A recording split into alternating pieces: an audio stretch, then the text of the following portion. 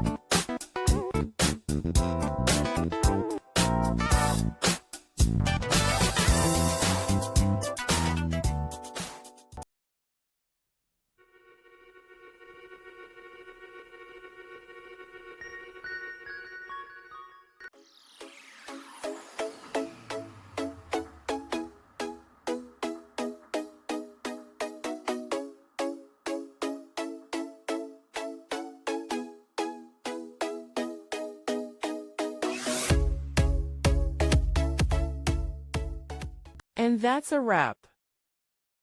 I hope you found the answer you were looking for. If you did, take a second to hit that subscribe button. It really helps out. And let me know in the comments which solution worked best for you. See you next time in the Debug Zone.